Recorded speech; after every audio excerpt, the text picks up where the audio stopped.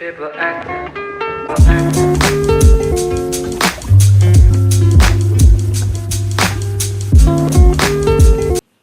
Hey everyone! Welcome back to my channel, or welcome if you are new.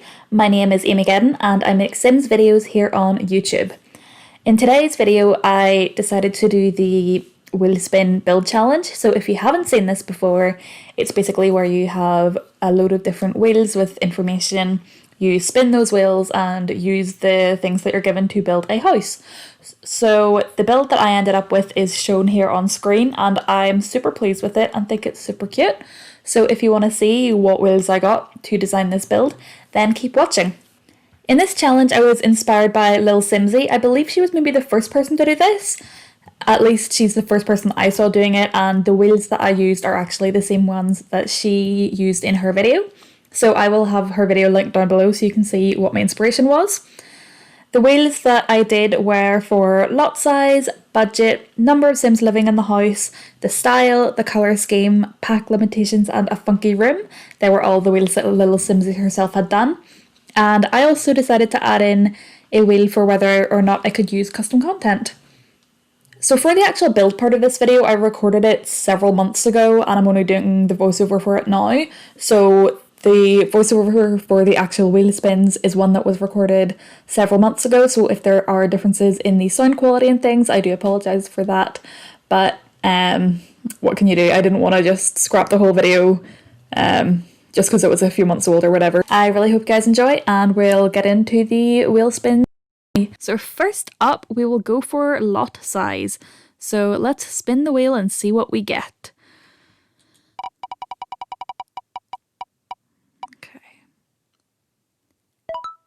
Okay, big, 50 by 50 or 50 by 40. Ooh, I don't know what I think about that.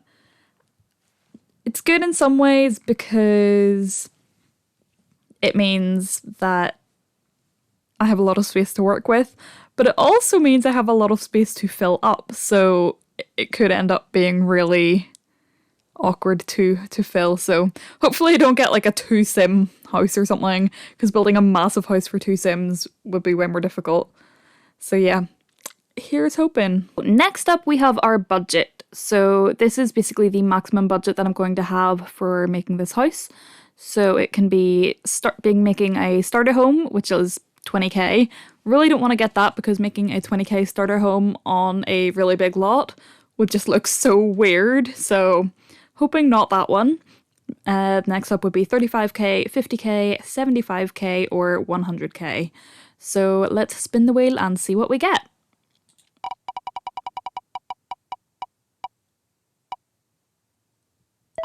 Oh yay! That's good. 75k. Okay, I'm pleased with that. I'm really happy with that.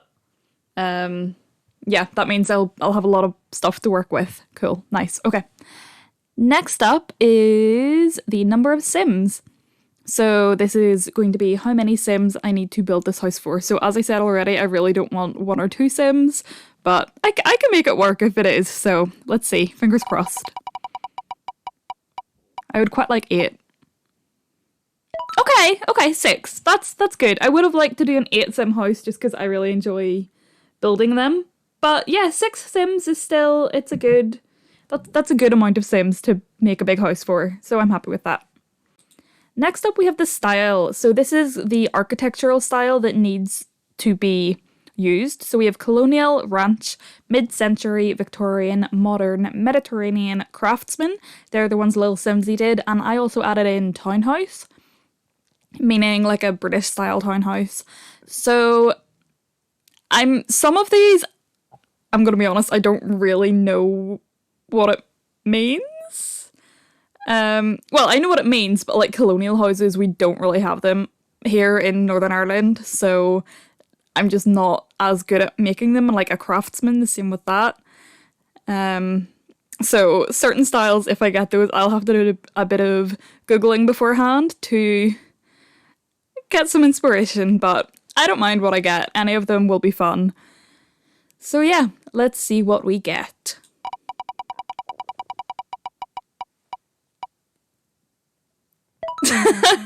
Okay, craftsman. Yeah, like I said, I don't really know what that is, so I will look it up and hope for the best. Next up we have colour scheme, and this is going to be the colour scheme that I need to use for both the exterior and the interior of the house. So in terms of the decor and the furnishings and things. So we have neutrals, bright colours, cool colours, warm and cosy, and black and white. I feel like I'd be happy enough with any of them, probably not black and white. That would be my least favourite just because I feel like it's quite limiting, but I can still work with that. So let's go for it, see what we get.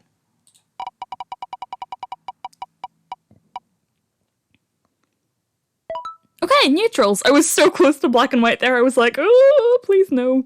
But yeah, neutrals. Okay, I can work with that. So, pack limitations. This one is about which packs we can use. So, base game, 1 pack, 3 packs, my least favourite pack, or all packs. I don't own all of the packs, so I'm just going to do it as my least favourite of the packs that I own and all of the packs that I own. Do it that way. So, let's see. I'm hoping I can use all the packs, so fingers crossed. Yay! I get all packs! Oh, I'm so happy with that. That's good, that's good. I feel like this hasn't been too bad so far. I feel like I've been pretty lucky. So, next up, this could change everything. A funky room to include. So these are all the rooms that Little Simsy put in. So we have a home gym, an art studio, a kids' playroom, a music room, a bar, a study, a garden, a pool area or hot tub water slide, etc. and an outdoor entertainment area, so a bar, grill, etc. I don't know, I said this would change everything, but actually any of those would be cool, so let's see what we go for.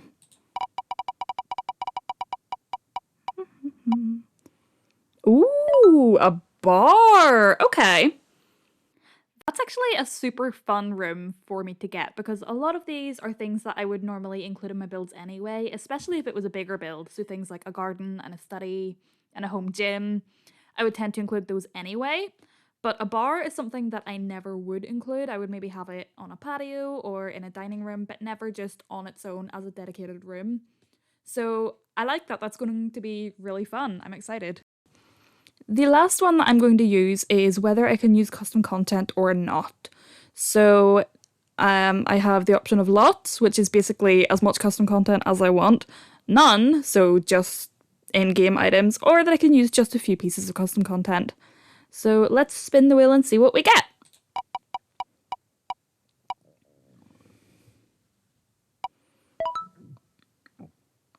None. Okay, I'm fine with that. Yeah, that's fine. So just to review, we're building a house on a big lot, so either 50 by 50 or 50 by 40, with a budget of £75,000 for 6 Sims in a craftsman style, neutral colour scheme, using all of the packs that I own but no custom content, and it needs to include a bar. So I am now going to go into a speed build of me building this house, and I will be back at the end to talk you through what I did. Hope you guys enjoy! Okay, so it is present day Amy again. I know at the end of that older recording I said I would hop into a speed build and then talk to you at the end. I had been planning on just doing like a speed build with music over it and then just hopping in at the end for like a tour of the build in game, but at that time, I greatly underestimated just how long this build was going to take me to do. It took me so long to do this. I think just because it was such a big lot, and so the house is so much bigger than anything I normally do. It ended up being a 4-bedroom, 3-bathroom house. So it took a long time to do, but I'm super happy with how it turned out. I'm really proud of myself for it, and I really enjoyed doing it. So like I said in the wheelspin recording, I didn't really know a huge amount about what craftsman style homes were like. Like I said, we just don't really have craftsman style homes here in Northern Ireland. So my first thing that I did was to hop onto Google and my trusty Pinterest. I just adore Pinterest, I'm a wee bit obsessed with it. I'm just constantly on it looking for inspiration for builds, and yeah, I use Pinterest all the time. So that was my first port of call, was hopping on there and doing a bit of research on what craftsman homes actually were like.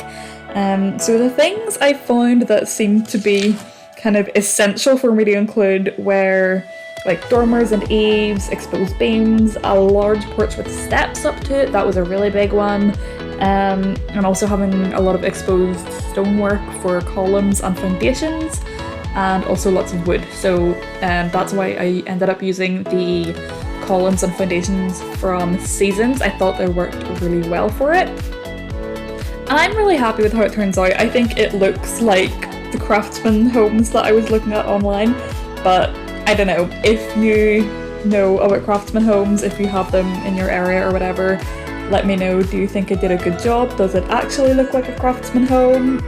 It's always really interesting to hear what other people think. So because this house was so big, this video is probably the longest one I've done so far, I think. It's just because there was so much that I built and I didn't really want to cut stuff out of it because it was a challenge one. I wanted you to be able to see the full progress of it, but it means I did end up speeding up the build a lot more than what I normally do. Normally I would speed my builds up kind of 7 or 8 times. This was actually sped up 10 times. So even with that, I think it's probably going to come in just under half an hour. So hopefully you guys don't mind having a longer video. Let me know in the comments down below what sort of length of videos you do prefer. Do you prefer the shorter ones that you can just watch really quickly, like on the go or whatever, or do you like these longer style ones? Because I want to create content that my viewers will watch and will enjoy. So yeah, I'm always open to hearing about what you guys think. I really enjoyed doing this challenge though. I love doing build challenges in general, because I feel like it just really makes me go out of my comfort zone. I think it's so easy to fall into that trap of just doing the same sort of builds all the time. So build challenges are really fun in that they do make you step out of your comfort zone and do different things. So I really enjoyed it, yeah.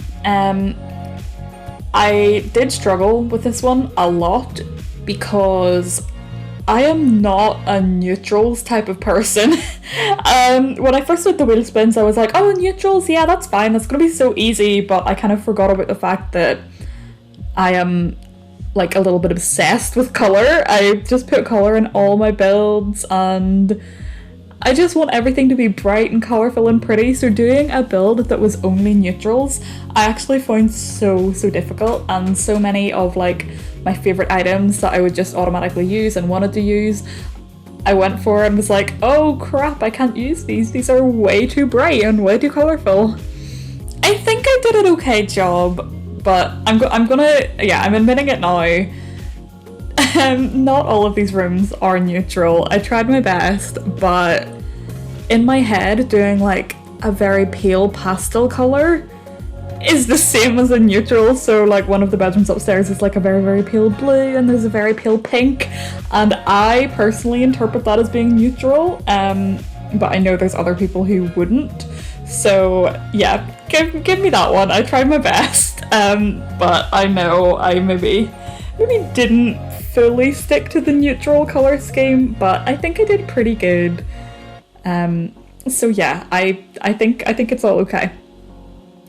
One thing that I found myself laughing about when I was rewatching this build was that I completely forgot that I was on a budget at the start. So you can see at the start I was just building what I wanted to and was like, oh, this is great, I have loads of money, and then I get to one point and realise I still have like the entire upstairs to furnish and only have like 11,000 left, so I then have to go back and like switch everything up kind of urgently, but it's fine. It was all good fun. I also was kind of very indecisive about what I wanted my floor plan to be like. Originally I was planning on having this little small room off the kitchen being the living room, but then I think I struggled with this one because it was such a big house. It was way bigger than what I normally do, as I've already said. So I just was trying to figure out the best way to use the space and to fill the space. So you will see I do kind of go about and chop and change the floor plan a couple times, but in the end I'm really, really pleased with how it turned out, and I think it's a really, really good house for playing in. I did actually use this house myself now because I do tend to like playing kind of legacy style challenges, but also with really big families.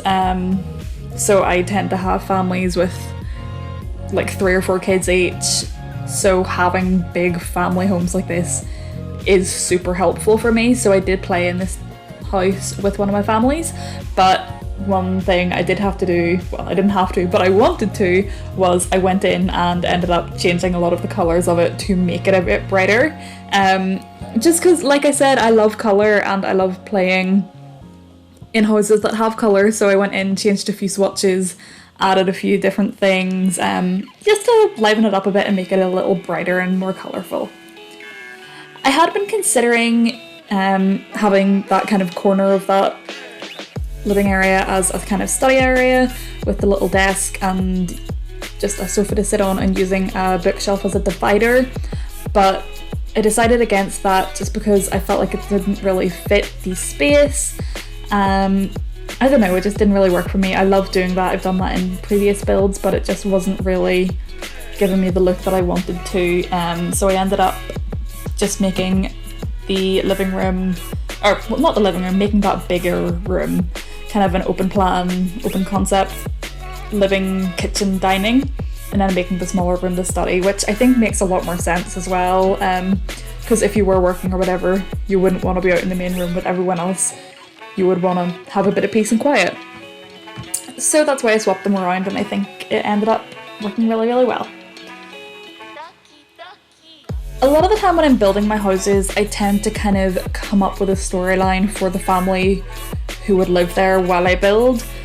So my idea for this house was that, well, originally my idea was that it was parents who ended up having 4 kids.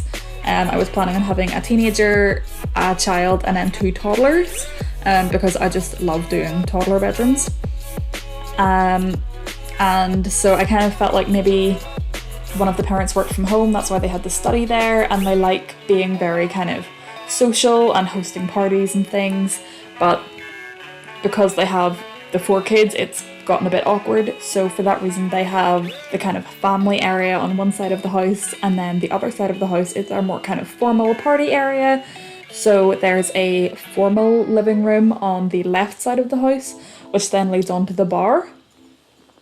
I thought that was really fun. I normally don't do kind of like a family room and a formal room in my houses, but I decided I was going to do that in this one just because I had the space for it, and I felt like it would then make a bit more sense why they would have a bar in their house, and I thought it was just a really fun idea. But it was at this point where you'll notice I wasn't thinking about budget at all. I was going all out. I put so many really expensive items in this formal living room. Originally I wanted the bar to be like super formal, but yeah, all these items I was placing are like so expensive, and I just wasn't thinking about it, and then realised I just didn't have the budget for it. So I decided to then go upstairs and start furnishing upstairs and see how much money I had left over. I was kind of hoping for the best, that I would have enough.